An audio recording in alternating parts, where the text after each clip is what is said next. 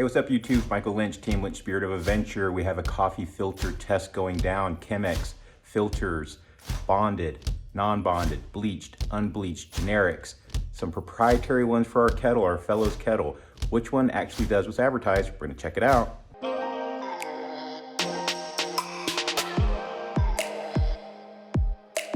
Awesome, thanks everyone for joining us. We're going through a couple of different filters today, and I'm in, not my kitchen as you can probably tell, but in someone else's kitchen. This is Adrienne Nakamura, Miss Adrienne, Instagram, check her out. She's a great chef and a home cook, and she loves coffee, and she was gracious enough to let me use her kitchen. She's also starting up her own YouTube channel with cooking. It's not live yet, but if you check out her Instagram, follow my Instagram, you'll definitely know when the channel goes live, so make sure you check her out in the future. So today we're talking about Chemex filters, non-Chemex filters, generic, name brand, bleached, unbleached. Do these filters even do what they're supposed to do? Doesn't even freaking matter what they do. So what do they do? I don't know. Adrienne, do you know what they do? They filter. They filter, awesome. So what a paper filter is supposed to do is essentially take out all the little grounds that you get sometimes with a metal filter that go through your glass. So you're supposed to have a very clean cup of coffee, and also the oils from the coffee are removed by the paper filter in theory.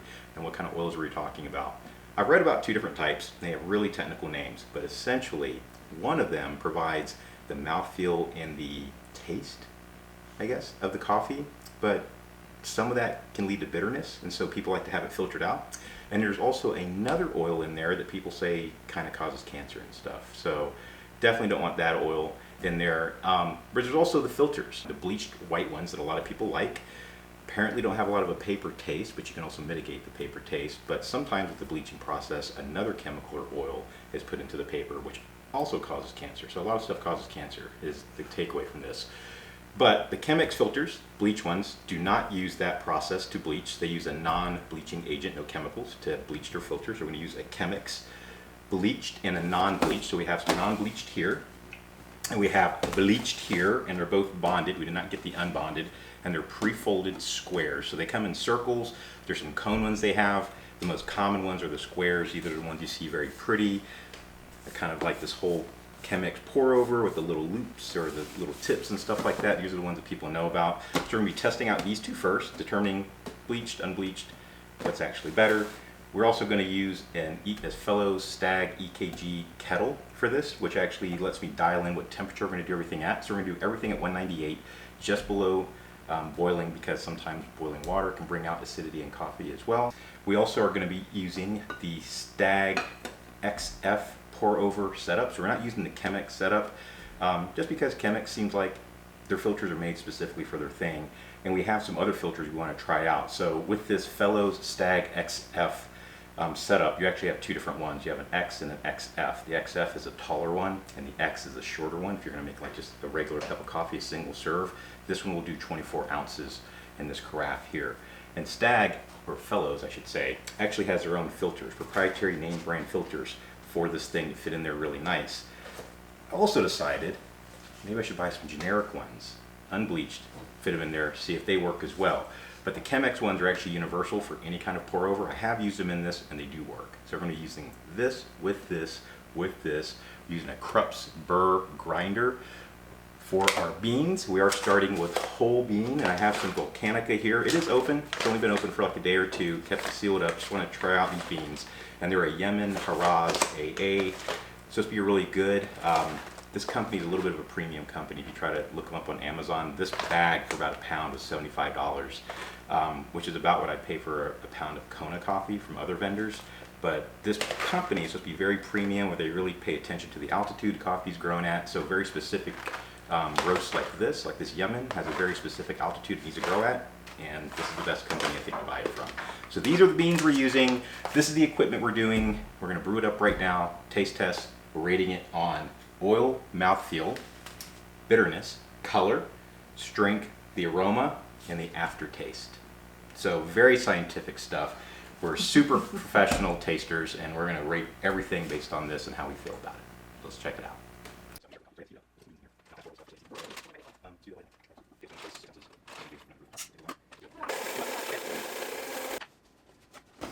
So let's go into how we actually fold these Chemex filters, because there's actually a kind of a controversy on that, at least if you look at the internet. So looking at what's out there, there's a couple different ways to fold these, and there's one way that Chemex actually tells you to fold them. And believe it or not, I think I'm a reasonably intelligent dude, but I can't necessarily figure it out with the instructions and the videos I saw online. So I actually just had to play with it a little bit. So all these come as an 8.5 by 11 kind of sheet of paper. That's all it is. And they fold it in half, kind of lengthwise or widthwise, and then they fold it again like this. So what I end up doing is I fold it just from the halfway mark here, so I still have it folded along its width, and I have that seam along its width facing away from me. So it's just like I'm making a paper airplane whenever, you know, we're all kids and stuff. So you still have that pre-fold here in the middle, and I make half my paper airplane fold.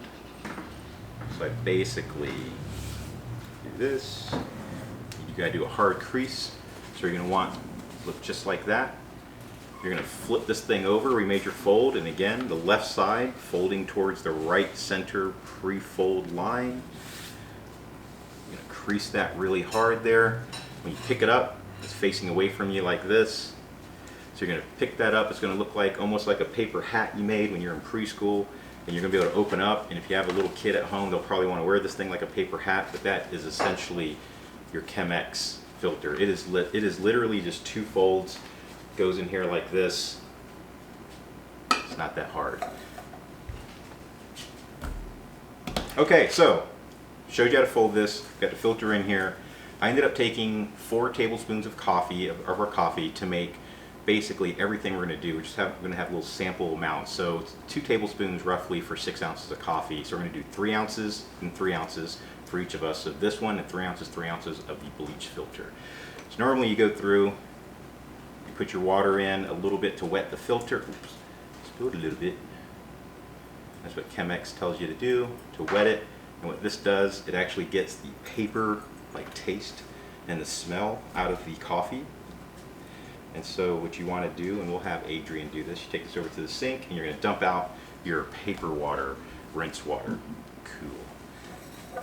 Once you have that all set up, then you basically just take your beans from our crushed grinder here.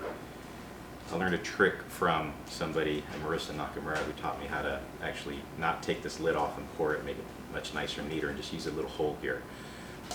Good tip. Scientific tip from Adrian.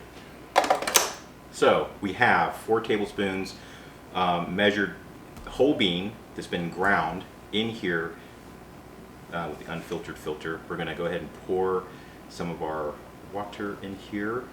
I do have 24 ounces in here, but I'm not going to use all 24 ounces. What I'm going to do first is what is recommended by all pour over sets, and that's the bloom. So we put about 1.5 ounces, 2 ounces of water in here, let it kind of flow through. You want to saturate the grounds, pour in the center, work your way around, make sure they're all soaked. You want to let them bubble up, let the hot water kind of soak into it. It releases carbon dioxide, which apparently affects the taste of your coffee, which I can attest that is a true thing. So, I don't know if it's been 30 seconds. Pretty sure we're close. We're close, right? Yeah. Yeah, we're pretty close. So we're going to go in. So the way I'm going to do this, I'm just going to pour into the center, work my way in an oval or a circle around, make sure I get the grounds on the side of the filter. And believe it or not, even though this is a paper filter, it doesn't feel like or seem like it should keep the grounds from getting in the bottom here. It also doesn't seem like it should allow your coffee to like flow through slowly or fast or whatever, but yeah, it does all the stuff. So legitimately, and generally speaking, if you're making this entire carafe here, it should take you about 2.5 to 3 minutes to actually do all the water and everything. Depending on how many grounds you have in here, I've also noticed how tight that I actually do those creases. It allows the coffee to flow faster or slower, and you get a little bit of a stronger brew. But generally speaking, all coffee made with paper filters is going to be slightly lighter in color. And that's part of those oils that are coming out of the coffee and being retained here in the filter. So know that too, that at least it's working. So if it is light coffee, it's not because it's running fast, it's actually because it's taking some of that oil out of it. Okay, so we're going to redo this again. We're going to do it with a bleach filter.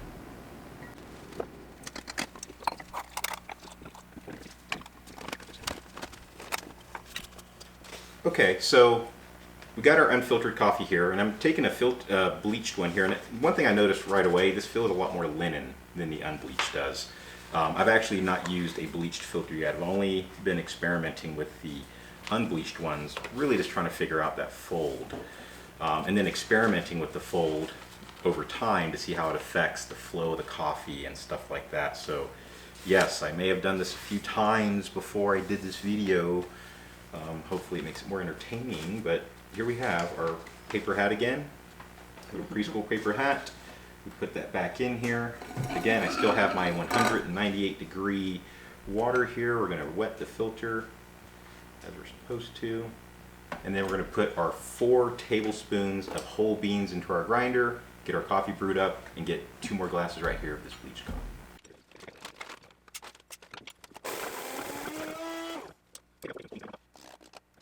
Coffee, kettle. We're going to get the bloom going again, just like we did for the other one. So no advantages, disadvantages. Least amount of variables. The least amount of variables, spoken like a true smart person. Okay.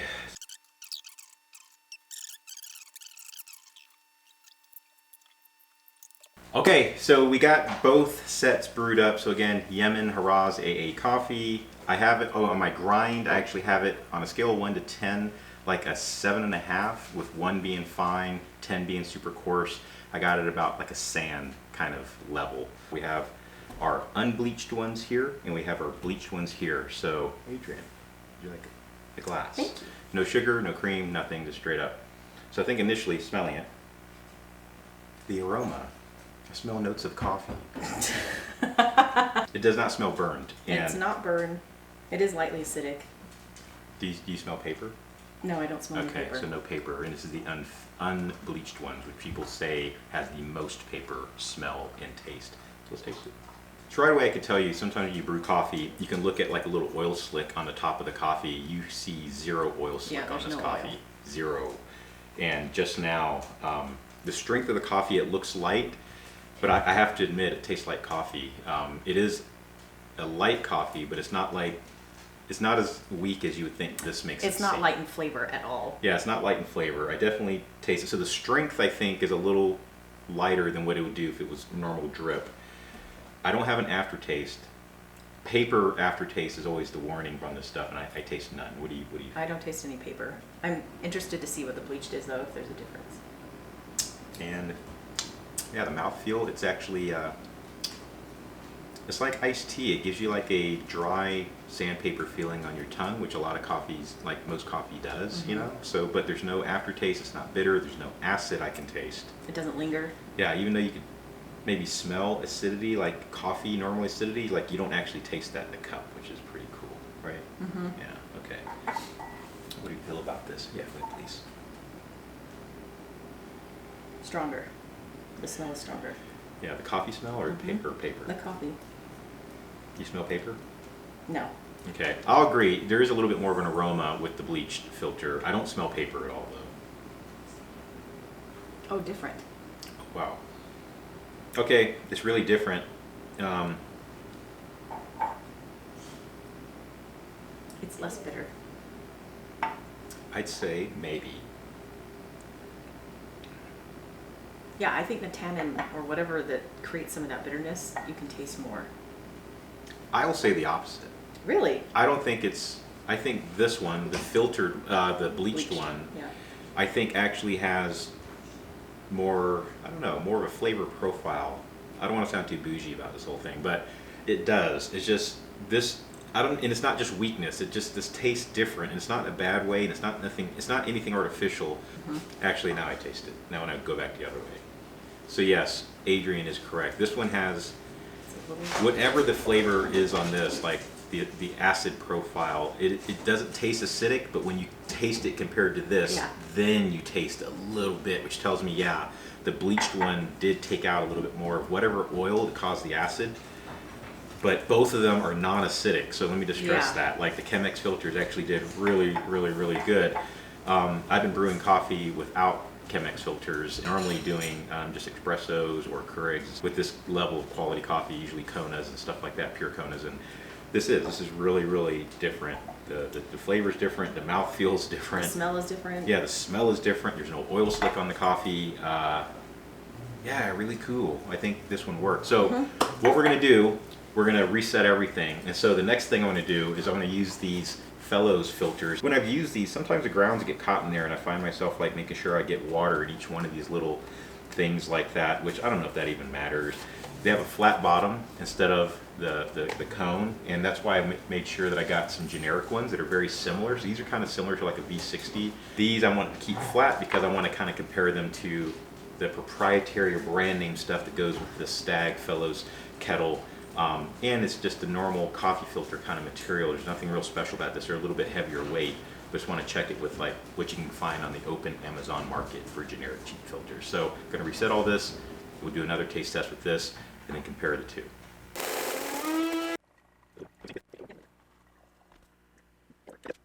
And get our glasses going.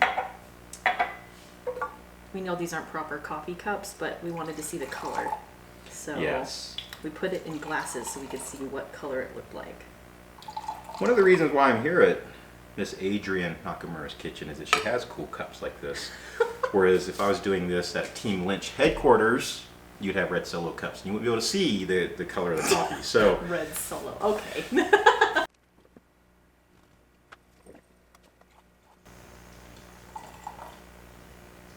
Oh, I can smell the difference.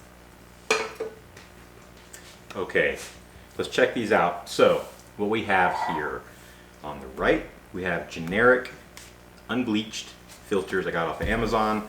And on the left, we have these Fellows proprietary brand name filters made for their Stagg XF pour over set, which uses their fancy carafe and ideally their fancy kettle, but you actually don't have to buy the kettle with the set. So let's check it out. First, let's go Fellows. Okay, thank you. Name brand. How do you feel about the smell? The aroma. Color is darker. Yeah, it is a bit darker. It's like, I know the camera does weird stuff. This is like a sweet tea. Yeah, actually, a really dark black tea. That is what that looks like, exactly. The aroma's not off-putting at all, and I don't see an oil slick or anything on the top, but I will say the flavor is totally different. Yep, and the mouthfeel is, it has more body. Yeah, it has a little more body. I agree with that. I'm not sure that I like the additional flavor. Oh, I think I do.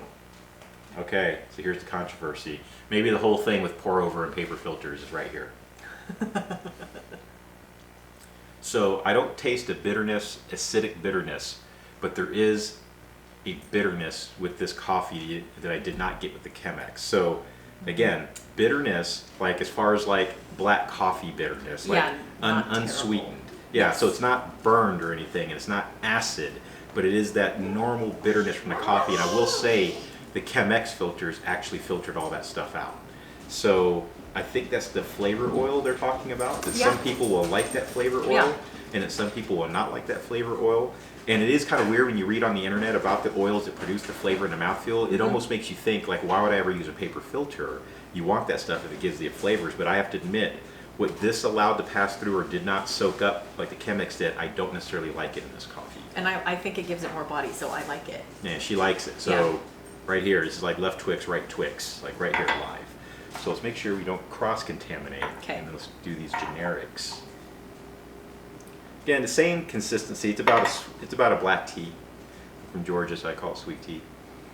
Tea's not sweet unless you sweeten it. Oh, It smells bad. This is what I was saying. I could smell, like, as soon as you were done pouring it, it does not ah. smell good. This has a paper. Yes. Yeah. Oh, I wish I could describe this. It's like It almost tastes burnt, whereas none of the others were burnt. it's like it doesn't taste like I want to sip it. So I'm not going to say it tastes like chemicals or smells like chemicals, but yeah. The mouth feels okay. It's like a regular Yeah. drip coffee. But it did make this really nice coffee that we did pour over taste like drip from a diner. and it has an aftertaste now. Yeah. It's not the filter that I taste, but there's like that bitterness or that acid you don't want. Now it's an aftertaste on here, and this Yeah. coffee actually is not an acidic coffee. So the flavor notes on this coffee, and flavor notes are all whatever you feel, but deeply sweet, cleanly fruit toned, watermelon candy, black currant, sandalwood, lantana-like flowers, spice toned chocolate. So this is something I felt would be rich with slightly sweet notes, the opposite of kind of an acidic, strong, bitter coffee. Can I try that first one again? Yeah, she wants to try the first. Actually, I want to do that too. I want to go from generic to. And I'll say, even though this may have filtered out some impurities that this let in, this is an actual more flavorful cup. Yes. And so I think Yes. that's where it comes from with the paper filters, the Chemex type of paper filters versus these kind of regular, the white kind of stuff you find in drip coffee that they obviously made for this pour over, is that it's just a different flavor profile. So yes, this is total crap. Don't get these. I got like 400 of these for like $7. Don't get those off of Amazon. But like these fellow Stagg ones, if you like regular coffee, I guess, and you want every bit of the flavor profile, the tasting notes, like for me, with the Chemex, I only taste the tasting notes that are listed here. Whereas with the fellows, it lets a little bit more of what I feel like the coffee cherry, like the roast of it. Like you taste more of the roast. Maybe that's the oils that come out of the roast that's filtering out. So you just taste more of that. So maybe what I would say then, and maybe if Adrian agrees with me, I don't know, is that if you're a coffee purist and you want just the tasting notes of coffee, get a Chemex bleached filter, bonded bleach filter. They seem to work the best. And if you want full body coffee, you like the way the roast is done, like all that stuff, you want more of that oil to come through. The mouthfeel is there. That different mouthfeel of the coffee. The Fellows is fine. This is fine. It does matter, generic versus name brand, or the quality, the weight of your filter, it does actually matter. I'm going to throw away, I have so many of these things, I'm going to throw them away now. But it does matter. For me, my vote is going to be the paper filter, the Chemex, and it sounds like you're opposite. Yeah, but we both like the bleached one better than the unbleached. Yeah, and we both like to bleach. So for my money, bonded Chemex bleach paper filters in a pour over is the best thing for how I prefer coffee. I want to taste the tasting notes. Like this video if you like it. Give me some comments if you have questions, or tell me what I did wrong, or tell me I can make this more scientific, or tell me something else to taste, or tell me a different way to do this and I'll do another video of it. But either way, give me a follow. Make sure you put your alerts on so you know when the next video comes out, and make sure you check out Adrian Nakamura, Miss Adri on Instagram. Follow my Instagram as well. When her cooking channel goes live, you'll be the first to know. Until next time, you keep it classy. Until next time, see you on the next adventure.